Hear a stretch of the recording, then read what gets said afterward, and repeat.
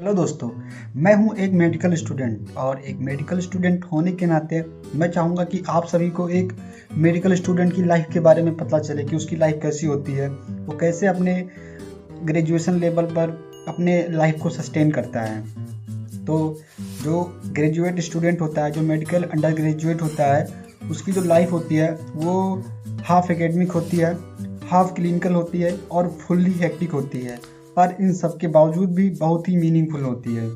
जैसे कि other courses के जो सब्जेक्ट होते हैं बहुत ही सैलो शुरू होते हैं, उनका जो डीपनेस होता है वो थोड़ा सा कम होता है, लेकिन जो मेडिकल का जो सब्जेक्ट होता है, जो स्टार्टिंग से मेडिकल अंडर ग्रेजुएट को जो सब्जेक्ट थमाए जाते हैं, जो उनको दिए जाते हैं पढ़ने के लिए, वो बहुत ही टफ़ होते हैं। मीन्स उनको जो सिलेबस मिलता है शुरुआत से उनको बहुत ही टफ सब्जेक्ट मिलता है, उनको डायरेक्टली टफ सब्जेक्ट से सामना करना पड़ता है, क्योंकि जो उनका सब्जेक्ट आगे आने वाला होता है और भी ज़्यादा टफ होता है। इसलिए उनको शुरुआत से ही बहुत ज़्यादा सिलेबस पढ़ाया जाता है, बहुत ज़्यादा उनको टफ सब्जेक्ट से सामना कराया जाता है, तो जिससे वो प्रिपेयर हो पाते हैं आने वाले सेमेस्टर के लिए, आने वाले ईयर के लिए।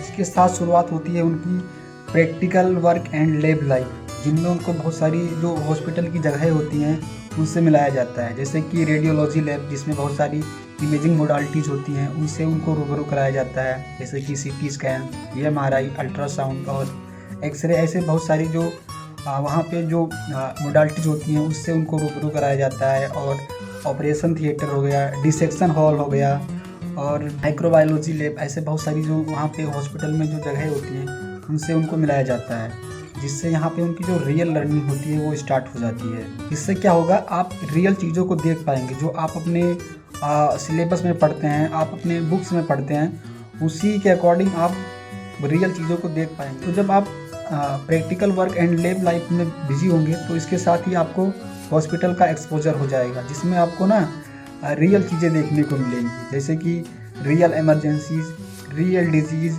रियल पेशेंट, और कभी कभी आपको सर्जरी भी देखने को मिलेगा। इसके साथ ही आपको बहुत सारी इमेजिंग मोडालिटीज जैसे कि सीटी, एक्सरे, एमआरआई और अल्ट्रासाउंड, ऐसी डिफरेंट आपको इमेजिंग मोडालिटीज भी देखने को मिलेंगी। तो इस सभी वजहों से ना जो आपका कोर्स है वो थोड़ा सा डरावना लगेगा, थोड़ा स्केरी लगेगा और थोड़ा सा एक्साइटिंग भी लगेगा। इसके साथ शुरुआत होता है लॉन्ग आवर, जो आपको काम करने होते हैं वो आपको लॉन्ग आवर तक करने पड़ सकते हैं मेडिकल फील्ड में आने के बाद। जैसे कि 9 से 5 बजे तक आपको थ्योरी क्लासेस अटेंड करनी पड़ सकती है।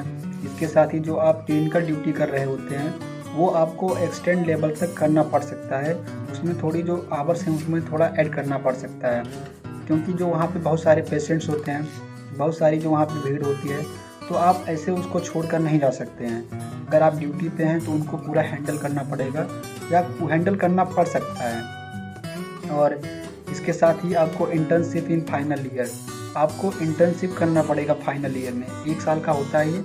और जिस ब्रांच में होते हैं आप, जिस फील्ड में होते हैं, उसी के अकॉर्डिंग आपको मेडिकल में प्रैक्टिस करनी पड़ती है। इसके साथ ही इनके अंदर बहुत सारी फीलिंग्स होती हैं जो कि कॉमन होती हैं, जैसे कि sleep deprived, worried about viva, worried about exam और फ्यूचर को लेकर थोड़ी सी कंफ्यूजन। और इसके साथ ही इनको जो मैनेज करना पड़ता है क्लिनिकल ड्यूटी प्लस थ्योरी, ये इन सब की वजह से इनके अंदर बहुत सारी फीलिंग होती है जो कि कॉमन हो जाती हैं। और यही स्ट्रगल हम मेडिकल स्टूडेंट को और ज़्यादा स्ट्रॉन्ग बनाता है, जो कि जिससे हम अपने प्रोफेशन को और अच्छे से डील कर पाएँ, उसको और अच्छे से अपने फील्ड में प्ले कर पाएँ। और इन सभी वजहों से मेडिकल स्टूडेंट के अंदर एक बहुत ही अच्छा प्रोफेशनल डेवलप हो जाता है, बहुत ही अच्छा प्रोफेशनलिज्म डेवलप हो जाता है, जो कि उसको अदर पीपल से अलग बनाता है। इसके साथ ही मेडिकल स्टूडेंट बहुत ही अर्ली सीख पाते हैं कि उनको पेशेंट से कैसे बात करनी है, वहाँ के जो इक्विपमेंट है उसको कैसे हैंडल करना है, हाइजीन को कैसे मेंटेन करके रखना है, फॉलोइंग प्रोटोकॉल्स, जो वहाँ के प्रोटोकॉल्स हैं और एथिक्स हैं जो पेशेंट और डॉक्टर्स के बीच में होते हैं। और बहुत सारी जो ऐसी ऑर्गेनाइजेशन होती है जो कि हॉस्पिटल को रेगुलेट करती है, उसके रूल्स और रेगुलेशन को अच्छे तरीके से जान पाते हैं। और इसके साथ ही उनके अंदर टीम वर्क करने की कैपेबिलिटी हो जाती है। इससे क्या होता है, जो मेडिकल स्टूडेंट होता है वो मेंटली और इमोशनली पूरी तरह से परिपक्व हो जाता है, पूरी तरह से ग्रो हो जाता है। कैसी लगी आपको एक मेडिकल स्टूडेंट की लाइफ, कमेंट में ज़रूर बताइए। और क्या आप भी एक मेडिकल स्टूडेंट हैं तो जो आपकी फीलिंग है वो ज़रूर कमेंट बॉक्स में बताइए, और चैनल को सब्सक्राइब करना मत भूलिएगा। धन्यवाद।